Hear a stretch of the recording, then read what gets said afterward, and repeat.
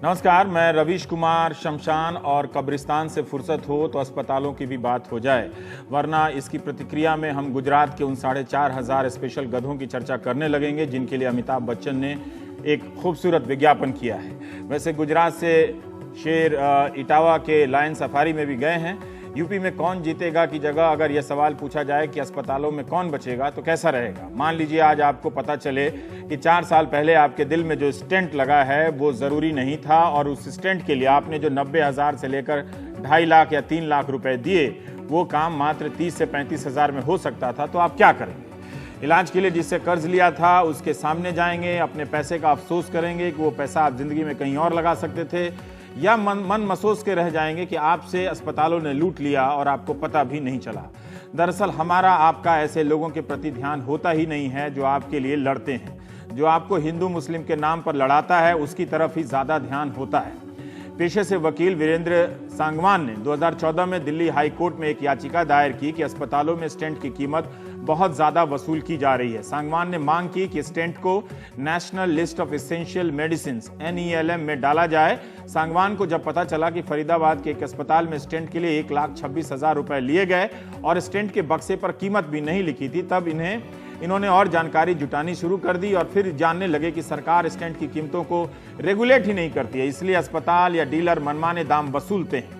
इसी दौरान यह भी पता चला कि कंपनी से ऑपरेशन टेबल तक पहुंचते पहुंचते एक स्टेंट की कीमत में 600% से लेकर 1,000% और कई बार 2,000 गुने की बढ़ोतरी हो जाती है। सांगवान अपना केस जीत गए और दिल्ली हाईकोर्ट ने केंद्र सरकार को आदेश भी दिया कि आप एक्शन लीजिए, मगर सरकार ढिलाई बरतती रही। जुलाई 2016 में अवमानना याचिका दायर की गई कि सरकार कोर्ट के आदेश के अनुसार काम नहीं कर रही है। दिसंबर 2016 में एक और याचिका दायर करने के बाद सरकार ने फैसला लिया है। इसके तहत अब सरकार ने सारे अस्पतालों के लिए स्टेंट की कीमतें तय कर दी हैं। इस फैसले से लाखों मरीजों को फायदा हो सकता है, बशर्ते अस्पताल स्टेंट की कीमत फिक्स करने के कारण अपनी कमाई के दूसरे रास्ते ना निकाल लें और मरीजों को पहले जितना ही पैसा ना देना पड़े। अभी से सुनाई देने लगा है कि स्टेंट की कीमत फिक्स करने के बाद से अस्पतालों ने एंजियोप्लास्टी का पैकेज महंगा करना शुरू कर दिया है। इस कहानी की एक और नायिका हैं all India drug action network की डॉक्टर मीरा शिवा भी हैं। इन्होंने भी इसकी लड़ाई लड़ी है। आप जानते हैं कि स्टेंट कई तरह के होते हैं, ड्रग एल्यूटिंग स्टेंट DES और बायो रिजॉर्बेबल स्टेंट की कीमत 2 तरह के स्टेंट होते हैं। तो इनकी कीमत अब केंद्र सरकार ने 30,000 तय कर दी है। यानी अब आपसे कोई भी 30,000 से ज्यादा स्टेंट की कीमत नहीं वसूल सकता है, ना सरकारी, ना प्राइवेट, ना पटना में, ना दिल्ली में, ना मुंबई में। सिर्फ मेटल स्टेंट की कीमत 7,500 रुपए फिक्स कर दी गई है सरकार की तरफ से। पहले ड्रग एल्यूटिंग स्टेंट जो DES स्टेंट है उसकी कीमत 24,000 से 1.5 लाख तक हुआ करती थी। बायो रिजॉर्बेबल स्टेंट की कीमत जो है 1,70,000 से लेकर 2,90,000 हुआ करती थी। सोचिए अब दोनों ही आपको 30,000 में मिलेंगे, वो भी कई साल के बाद। तो इस 30,000 के स्टेंट पर इसमें भी मुनाफा शामिल होगा। आपसे अस्पतालों ने कितना कमाया और आपने अपनी जिंदगी में कितना गंवा दिया। अच्छा फैसला तो है केंद्र सरकार का, इससे बहुतों को राहत मिलने वाली है। इस रिपोर्ट के दौरान जब इंटरनेट पर रिसर्च कर रहा था तो यह भी जानकारी मिली कि 2016 के साल में भारत के अस्पतालों में 6 लाख स्टेंट का इस्तेमाल हुआ है। अब सोचिए 30,000 का स्टेंट आपने 1.5-2 लाख में लगवाया, अस्पतालों ने स्टेंट के जरिए कितना कमाया होगा। कई जगह यह भी पढ़ने को मिला कि भारत से लेकर अमेरिका तक में 25 से 30% लोगों को स्टेंट लगाया गया, ऐसे लोगों को जिन्हें लगाने की जरूरत नहीं थी, वो सामान्य दवा से ठीक हो सकते थे। अब जो केंद्र का आदेश हुआ है उसके अनुसार अस्पताल अपने बिल में अलग से बताएंगे कि स्टेंट की कितनी कीमत वसूली गई है। तो ये ध्यान रखिएगा, बिल में 30,000 से ज्यादा स्टेंट की कीमत नहीं लगेगी। इस फैसले की तारीफ के साथ अब एक सवाल भी उठने लगा है नेगेटिव सा, कि अगर उस पर कुछ नहीं किया गया तो इस तारीफ का कोई मतलब नहीं रह जाएगा। मतलब अस्पताल आपसे स्टेंट के 30,000 तो लेंगे मगर बाकी चीजों के दाम बढ़ा देंगे। ऐसे में आप क्या करेंगे? एक सामान्य मरीज के नाते आप कैसे जानेंगे, किससे शिकायत करेंगे? ये सब समझना बहुत जरूरी है। बात यह उठ रही है कि अमेरिका में किस स्थिति में क्या करना है, इसकी पूरी एक प्रक्रिया तय कर दी गई है। वहां भी बिना जरूरत के स्टेंट लगाकर अस्पतालों में करोड़ों अरबों डॉलर कमाए गए, मुनाफा कमाया गया। इसलिए ऑपरेशन और स्टेंट लगाने की प्रक्रिया तय होनी चाहिए और फिर इस प्रक्रिया की निगरानी के लिए रेगुलेटर बननी चाहिए सरकारी संस्थान की तरफ से, जो बाहर से अस्पतालों में जाकर ऑडिट करे कैथ लैब का। यह कहा जा रहा है 2009 में अमेरिका में दिल के डॉक्टरों ने स्टेंट लगाने की एक गाइडलाइन बनाई थी। इसके बाद वहां अच्छा असर हुआ। कई अस्पतालों में 27 लाख स्टेंट लगाने का वहां पर अध्ययन किया गया तो पाया गया कि अब बेजरूरी स्टेंट लगाने का प्रतिशत कम हो गया है, समाप्त नहीं हुआ है। इससे 25% से घटकर 13% हुआ है। हो सकती है पुरानी जानकारी हो, मगर गिरावट आई है। एक बात यह भी उठ रही है कि क्लिनिकल एस्टेब्लिशमेंट एक्ट की जरूरत होगी। ये क्या है, इससे क्या होगा, हम चर्चा में बात करेंगे। टाइम्स ऑफ इंडिया की रेमा नागराजन हैं, इनके नाम से कई रिपोर्ट मिली है जो इन बातों पर खूब रिपोर्टिंग करती हैं। उनकी पुरानी रिपोर्ट से पता चला कि दिल्ली का एक जीबी पंत अस्पताल है जो स्टेंट लगाने की फैक्ट्री बन गया था। महीने में वहां पर 1000 स्टेंट लगा करते थे। 14 मार्च 2015 की रेमा नागराजन की रिपोर्ट कहती है कि ज्यादातर मरीजों से डॉक्टरों ने कहा कि अस्पताल से स्टेंट लेने की जगह आप प्राइवेट दुकानों से स्टेंट खरीद के ले आइए। अस्पताल में तो रेट फिक्स कर दिया था सरकार ने कि 23,625 रुपए में ही स्टेंट मिलेंगे, मगर डॉक्टर लोग प्राइवेट से खरीदवा रहे थे, जहां आप 23,625 की जगह 68,000 और 42,000 रुपए में स्टेंट खरीदे। अब ये प्रक्रिया बंद हो गई है, लेकिन पहले आप खरीद रहे थे। 2014 के अगस्त तक इस अस्पताल में 12,000 स्टेंट लगे थे। रेमा नागराजन ने बड़ा रिसर्च किया इस रिपोर्ट में। इनमें से 7200 स्टेंट अस्पताल के बाहर भारी कीमत देकर खरीदे गए थे। बाद में जब हंगामा हुआ तो अस्पताल ने बाहर से स्टेंट लाने पर रोक लगा दी है। जिन लोगों को स्टेंट के बारे में ज्यादा जानकारी नहीं है, उन्हें संक्षेप में बताना जरूरी है कि यह होता क्या है। एक तरह का छोटा छल्ला होता है, किसी छोटी स्प्रिंग या बलून जैसा, जिसे दिल की धमनियों में उस जगह फिट किया जाता है जहां कोलेस्ट्रॉल जमने की वजह से खून का प्रवाह, आना जाना, रक्त का आना जाना बहुत कम हो जाता है या बंद हो जाता है। इस प्रक्रिया को एंजियोप्लास्टी कहा जाता है। शरीर में एक पतली ट्यूब, जिसे कैथेटर कहते हैं, उसके जरिए इसे पैर और हाथों की बड़ी धमनियों के रास्ते दिल तक पहुंचाया जाता है। इस पूरी बातचीत के दौरान एक महत्वपूर्ण सरकारी महकमे की भी आपको जानकारी होनी चाहिए। यह महकमा है NPPA, यानी नेशनल फार्मास्यूटिकल प्राइसिंग अथॉरिटी। आप इसके बारे में इंटरनेट पर खूब सर्च कीजिए।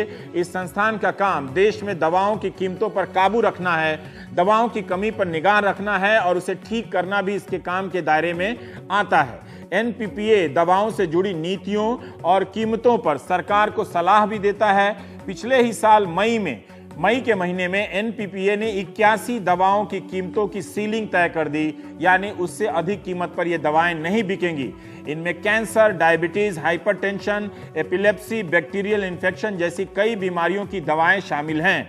आपसे जब भी इन दवाओं की अधिक कीमत वसूली जाए, आप NPPA की वेबसाइट पर जाकर सरकार द्वारा तय की गई कीमत से जरूर मिलाएं। थोड़ी मेहनत आप भी करें, वरना ये लूट अस्पतालों के नाम पर आपकी जिंदगी से बंद नहीं होगी। हमारे साथ पुणे से एक डॉक्टर अभय शुक्ला हैं, जो अब मुंबई आ गए हैं, पुणे में रहकर काम करते हैं। इनका alliance of doctors for ethical health care है। और वीरेंद्र सांगवान साहब जो वकील हैं, वो हमारे साथ जुड़ रहे हैं और कोशिश करेंगे कि और भी इससे जुड़े हुए जो हिस्सेदार हैं वो कार्यक्रम के दौरान जुड़ते चले जाएं। तो अभय जी, हम जानना चाहते हैं कि ये जो फैसला हुआ है, एक तरह से मैं कई डॉक्टरों से बात कर रहा था, ज़्यादातर लोगों का कहना है कि बहुत अच्छा हुआ, डॉक्टरों ने बड़ी लूट मचाई थी और अस्पतालों ने उन्हें लूट मचाने के लिए मजबूर किया था। नहीं, ये बिल्कुल सही है। और हमारा जो एक डॉक्टरों का एक राष्ट्रीय स्तर पे जो एक मंच है, alliance of doctors for ethical health care, इसकी तरफ से हम इस निर्णय का स्वागत करते हैं। और ये एक बहुत बड़ा, एक आप कह सकते हैं एक स्टेंट स्कैम चल रहा था इस देश में। क्यों स्कैम है? पिछले 10-15 सालों से। अब उस स्कैम को रोकने का ये एक कारगर एक निर्णय हो सकता है। ये बहुत ही महत्वपूर्ण निर्णय है, क्योंकि जैसा आपने कहा कि स्टेंट की जो वास्तविक कीमत है, जो लैंडिंग प्राइस जिसको कहा जाता है, जो इंपोर्ट किए जाते हैं स्टेंट्स, ज़्यादातर स्टेंट्स इंपोर्टेड होते हैं, वो लगभग 12,000 रुपये, 10,000 रुपये इस रेंज में होते हैं। ज़्यादा से ज़्यादा 25,000 रुपये। और एक्चुअली पेशेंट से स्टेंट की कीमत, सिर्फ स्टेंट की कीमत 80,000, 1 लाख, 1,20,000 तक ली जा रही थी। यानी कि 800%, कहीं कहीं पे 1,000% तक प्रॉफिट, मुनाफा कमाया जा रहा था।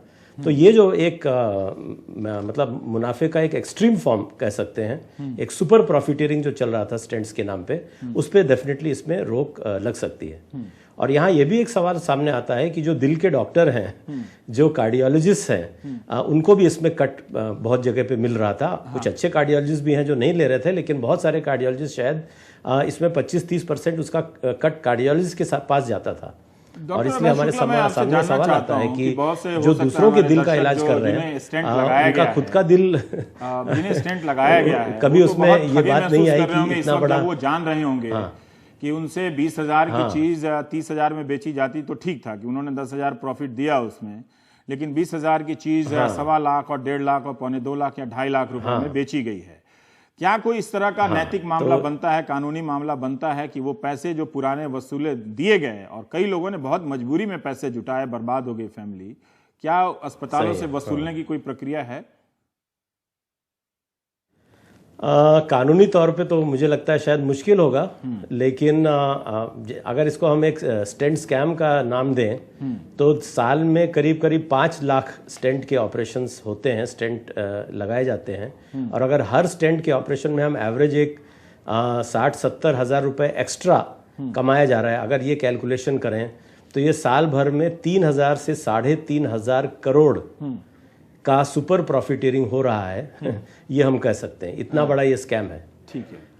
तो ये एक बहुत बड़ा एक चीज मैं जानना चाहता हूं ऊपर रोक कि लगेगी। अब मरीज, जैसे मैं अपने रिसर्च के दौरान देख रहा था कि बहुत से ऐसे मरीजों को स्टेंट लगाया गया है जो जरूरी ही नहीं है, उनके शरीर में एक बाहर का एक वस्तु लगा दी गई है, फॉरेन पार्टिकल लगा दी गई है, तो अब ऐसे मरीज क्या कर सकते हैं? नहीं, ऐसे मरीजों को तो अब कुछ नहीं करने की जरूरत है, क्योंकि शायद होपफुली उससे कुछ ज्यादा नुकसान नहीं होगा। ठीक है।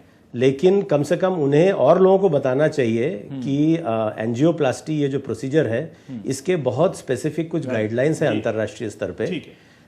यूएस के जो डॉक्टर्स हैं, यूरोप के जो कार्डियोलॉजिस्ट की एसोसिएशन है, जापान की जो कार्डियोलॉजिस्ट की एसोसिएशन है, इन्होंने ये गाइडलाइंस बना के रखे हैं। सिर्फ हिंदुस्तान में अभी ऐसे कोई गाइडलाइंस अभी तक लागू नहीं किए गए। ठीक है। तो एक्चुअली ये हमें आज करने की जरूरत है और मांग करने की जरूरत है कि भारत में भी एंजियोप्लास्टी और सभी प्रकार के जो दिल से संबंधित जो प्रोसीजर्स हैं, वो चाहे बाईपास हो चाहे एंजियोप्लास्टी हो, उसके लिए स्टैंडर्ड ट्रीटमेंट गाइडलाइंस तैयार किया जाए और उनको सख्ती से लागू किया जाए। संगवान साहब, मैं आपसे आपका अनुभव जानना चाहता हूं कि जब आप कोर्ट में लड़ रहे थे इस मामले को लेकर, तो अस्पताल, जो भी कोर्ट में जो डॉक्टर आते होंगे, प्रतिनिधि आते होंगे, सरकारें आती होंगी, मुझे नहीं मालूम किन किन प्रतिनिधि, उनका क्या रुख होता था? क्या उनका रुख मरीजों के प्रति होता था, या ये फैसला सरकार को कोर्ट ने मजबूर किया कि अब आपको ये फैसले लेने पड़ेंगे? ये कोर्ट ने मजबूर किया इनको लेने के लिए फैसला, क्योंकि सरकार तो इसको लेने के हक में ही नहीं थी। जब हमने सरकार के खिलाफ 1 साल तक कंटेम्प्ट पिटीशन चलाई, उसी टाइम सरकार ने कोई भी एक्शन नहीं लिया। अगर सरकार इंटरेस्टेड होती तो मेरी पहली पीआईएल थी 2015 में, फरवरी में, उसी टाइम पे ये कहते कि जी हाँ ठीक है हम लोग इसको डिसाइड कर रहे हैं, जबकि हाईकोर्ट ने डायरेक्शन दिया था कि जी आप स्टंट को एनएलईएम में ऐड करें। एनएलईएम में ऐड करते ये प्राइस कम कर देते, मेरे को अलग से थर्ड पिटीशन डालने की जरूरत ही नहीं पड़ती है वो उसका प्राइस कम करवाने के लिए या प्रेस के ऊपर कैप लगवाने के लिए। तो सरकार का रवैया तो बहुत ही निराशाजनक था पूरा का पूरा प्रोसीजर के अंदर। अब जब लास्ट में सारा का सारा डिसाइड हो गया है, अब सरकार कह रही है कि हमने रेट कम कर दिए हैं, जबकि तो कोर्ट का आदेश है भी 1 मार्च से पहले आपको सारे रेट कम करके कोर्ट में फाइल करने हैं, इनको दिखाना है। हाँ। अब आपको लगता है, जो बहस वगैरह आप देख रहे थे, क्या आपको लगता है कि ये आदेश लागू होने से मरीजों को बहुत बड़ा लाभ होने जा रहा है? जो लड़ाई आपने लड़ी, आपको एक और अपना अनुभव बताइए। जो डॉक्टर लोग आते होंगे, केस रखते होंगे, अगर जो मेडिकल मामला है तो कोर्ट ने तो पूछा ही होगा। मैंने इसके अंदर 2-3 बारी मीटिंग अटेंड करी है। एनपीपीए में भी मीटिंग अटेंड करी, उनके डिस्ट्रीब्यूटर मार्केटिंग होल्डर थे, स्टॉक होल्डर थे, उनके साथ भी मैंने मीटिंग। हर बार मीटिंग में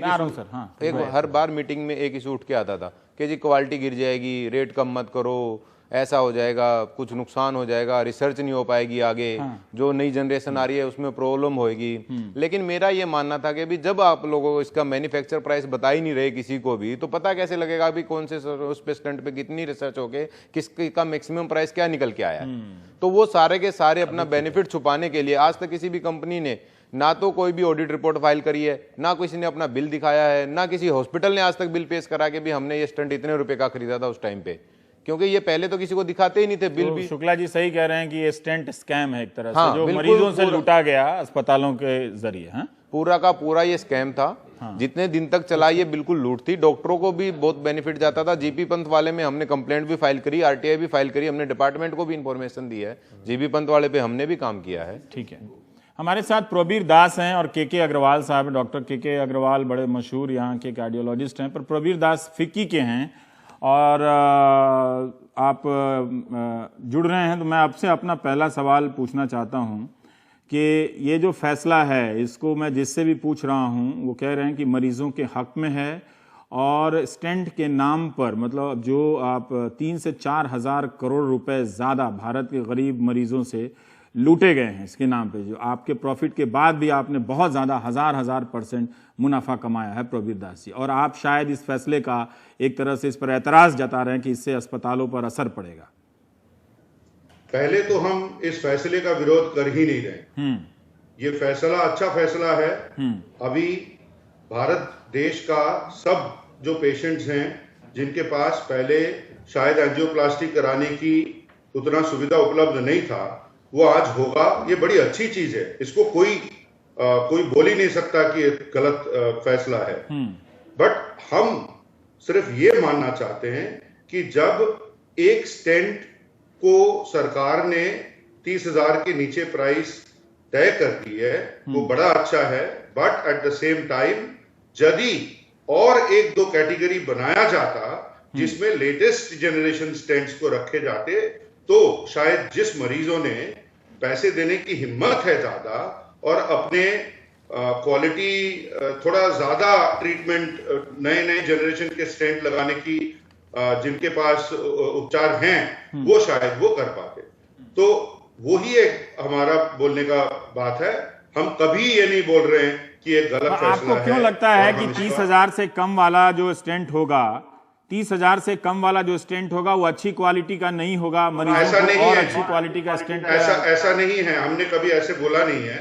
अब देखिए, हार्ट डिजीज और डॉक्टर्स हैं, डॉक्टर अग्रवाल भी हैं, वो भी मानेंगे, जो आर्टरी ह्यूमन बॉडी की होती है, हर आर्टरी सेम नहीं होती है। थोड़े थोड़े जगह में डिजीज की कंडीशन ऐसी होती है कि स्टेंट जो डालना होगा वो बहुत ज्यादा फ्लेक्सिबिलिटी चाहिए होगा उसका, या बहुत ज्यादा उसमें स्मूथनेस चाहिए होगा, और वो जो नए जनरेशन के स्टेंट्स हैं वो थोड़े अच्छे चले जाते हैं वो जगह, और जो पुराने जनरेशन के स्टेंट हैं वो उतना जा नहीं पाते। मगर अगर आपने वो स्टेंट लगाया है, अगर सरकार ने उसको अप्रूव किया है, अगर वो global quality, Indian quality, DCGI approved stent है, तो एक बार जब वो दिल में बैठा दिए तब उसकी फंक्शनिंग बढ़िया रहेगा, उसमें कोई संदेह ही नहीं है। बट ये है कि थोड़े पुराने जनरेशन के स्टेंट्स को ले जा करके एक्यूट डिप्लॉयमेंट जिसको हम बोलते हैं, मानो कि बहुत कॉम्प्लेक्स एनाटॉमी है ब्लड वेसल की, बहुत टॉर्चुअस है, उसमें स्टेंट को आपको ट्रैवल कराना पड़ेगा, उसमें नए जनरेशन के स्टेंट फायदेदार होते हैं। उसी के लिए हम बोल रहे थे कि पुराने जनरेशन के स्टेंट जो हैं वो एक प्राइस तक आ सकती है, बहुत बढ़िया बात है। बट अगले जनरेशन जो आएंगे, हो सकता है आज की तारीख में ऐसे बहुत सारे कंपनीज काम कर रहे हैं जो स्टेंट अभी मार्केट में है ही नहीं, जो आगे चल के शायद दुनिया भर में उपलब्ध होगा, वो भी इंडिया में तत्क्षणात आ जाए, ये हमारा चाहत थी। ठीक है। के अग्रवाल साहब, मैं डॉक्टर के अग्रवाल, मैं आपसे जानना चाहता हूं कि प्रवीर दास जो कह रहे हैं इस फैसले के बाद कि जो नए जनरेशन के स्टेंट आएंगे उनकी कीमत आप अभी से फिक्स नहीं कर सकते, तो जो अच्छे जो पैसा दे सकते हैं उनके पास विकल्प कम रह जाएंगे। क्या आपको, और ये भी बता रहे हैं, मैं तो कार्डियोलॉजिस्ट नहीं हूं, कि हर मरीज की अलग अलग परिस्थितियां होती हैं। जी, मैं समझाना चाह रहा हूं कि 2 प्रकार के स्टेंट होते हैं, NLEM एंड नॉन NLEM। जो कमेटी की रिपोर्ट है, अगर आप उसको पढ़ें, उसमें लिखा हुआ है कि अगर कोई भी कंपनी नया स्टेंट लाती है और वो जस्टिफाई कर सकती है कि वो पुराने स्टेंट से क्यों डिफरेंट है और इसलिए मेरे चार्जेस ज़्यादा हैं, वो ला सकती है अभी भी। उसमें तो सरकार ने ना नहीं बोला।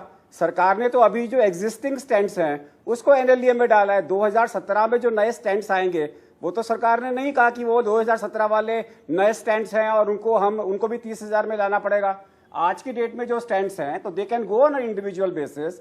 आई डोंट फाइंड एनी रीजन। आज की डेट में अगर कोई भी स्टेंट को सरकार ने NLEM में लाया है तो जनरल पब्लिक के लिए लेकर आए हैं, और वो स्टेंट जहां पे सुपीरियरिटी है, जहां पे आप बोलते हो फ्लेक्सिबिलिटी है, वो सेपरेट ड्रग है, आप उसको अलग से गवर्नमेंट के अंदर में चैलेंज करो, उसको इंडियन मेडिकल एसोसिएशन आपको सपोर्ट करेगी और उसको नॉन NLEM में लेकर आएंगे। बट आज की डेट में कौन कौन से स्टेंट को नॉन NLEM में लाना है, they should approach the Indian medical association and they will help them. तो आजकल आम जनता के लिए जो स्टेंट्स 30,000 में आए हैं, एनएलईएम के अंदर का मतलब ये नहीं है कि स्टेंट्स खराब है। एनएलएम का मतलब है कि ड्रग सेफ है, स्टेंट सेफ है, क्वालिटी वाली है और सब कुछ है। आम जनता का इससे फायदा हो रहा है। और वो कंपनियां जहां पे कंपनी कहती है कि ये वाले स्टेंट 30,000 में ना आके नॉन एनएलईएम में आने चाहिए, वो अपना केस प्रोड्यूस कर रहे हैं। मेडिकल फ्रेटर्निटी उनके साथ है और जाके हम उनके लिए लड़ेंगे। पर आज की डेट में जो एग्जिस्टिंग स्टेंट्स हैं उसको अगर सरकार ने एक रेट लेकर आया, लेट्स कॉपरेट, इसमें कम से कम 90% लोगों का तो फायदा होगा। डॉक्टर अग्रवाल, मैं आपके जवाब से एक सवाल बनता है कि हो सकता है कि 6 महीने बाद तमाम कंपनियां नए नए प्रकार के नए वर्जन लॉन्च कर दें और वो कहें कि ये नॉन एनएलईएम जो अनिवार्य दवाओं की जो सूची है उससे बाहर के स्टेंट हैं, हम इनको अब 50,000 60,000 पुराने दामों पर बेच सकते हैं। तो फिर इस फैसले का क्या महत्व रह जाएगा सर? ऐसा नहीं है। अगर आप एनएलईएम को देखेंगे, एनएलईएम की परिभाषा देखेंगे तो एनएलएम की परिभाषा ये है, you have to show superiority. अगर आप कोई एक स्टेंट को दिखाते हो कि एक सुपीरियरिटी है तो वो एनएलईएम में आ गया। उसके साथ में अगर कोई डिफरेंस ला रहे हो तो वो डिफरेंस आपको जस्टिफाई करना पड़ेगा। मेडिकल फ्रेटर्निटी को भी आपको उसके साथ में, IMA is a neutral body, IMA is not for the doctors, IMA is not for the public, IMA is for doctors, public and the industry all together. Let everybody sit together with the government and decide as on today जितने stent 2016 में available हैं वो सारे stents अगर NLEM में आए हैं तो सरकार को उसको फोर्स करना चाहिए and they should be available. And cost तो अस्पताल को तो कोई नुकसान नहीं हो रहा, अस्पताल का जो मार्जिन है पूरा मिल रहा है। Where is the question of going a margin to the hospital? का margin is for placing it, procedure charges हैं उसको तो सरकार ने कम नहीं किए। सरकार ने चार्जेस एक दवाई के कम किए हैं। उस दवाई के चार्जेस के अंदर में let the manufacturing companies continue it and then fight for their rights for models which are going to come in 2017 where they can show that this model is different. Unless they can show this model is different, I don't think the government is going to agree. Doctor Agarwal, आप लोग इतने, आप खासकर आप सब cardiologist की बिरादरी, मतलब इतने आप लोग प्रमुख हस्ती रहे हैं, क्या आप लोग नहीं मानते कि स्टेंट का ज़्यादा दाम वसूला गया मरीजों से, उन पर आर्थिक बोझ डाला गया? जिस तरह से अभय शुक्ला कह रहे हैं कि स्टेंट स्कैम है, गरीब मरीजों से लूटा गया है, डॉक्टरों ने लूटा। जब भी किसी दवाई को एनएलईएम में, नहीं, हम इसको लूटना नहीं बोलेंगे। जब भी आप एनएलईएम में लाते हो तो दवाई सस्ती होती है। अब जैसे जैसे लोसार्टन की दवाई 1 रुपए की है और एजिलसार्टन की दवाई 19 रुपए की है, तो आप ये थोड़ी बोलोगे कि जो नई दवाई 19 रुपए की है आप उसको लूट रहे हो। जब भी कोई दवाई एनएलईएम में आती है तो वो सब्सिडी होती है, उसको चीप किया जाता है। और नॉन एनएलईएम के अंदर में this is cross subsidy.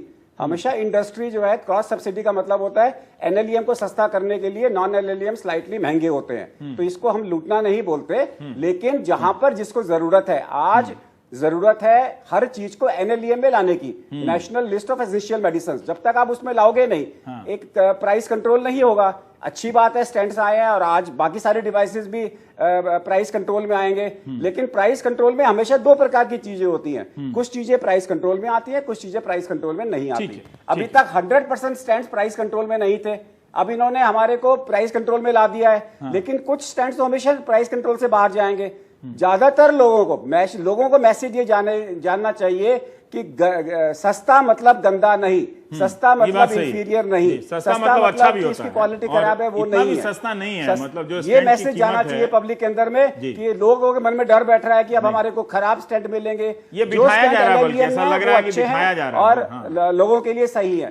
CGHS, ठीक है, एक छोटा सा जो स्टेंट स्पॉन्सर करता है वो मेंबर ऑफ पार्लियामेंट के लिए होता है। हाँ, ठीक है, हम एक ब्रेक लेंगे, ब्रेक के बाद आएंगे कि देखिए, अब दर्शकों को भी बता दें कि पहले भी देखिए क्या हो रहा था कि जो सरकारी अस्पताल में जो सरकारी कर्मचारी होते हैं उन्हें कम पैसे में स्टेंट मिल जा रहा था, लेकिन जो सरकारी कर्मचारी नहीं है उसके दुगने तिगने दाम पर मिल रहा था।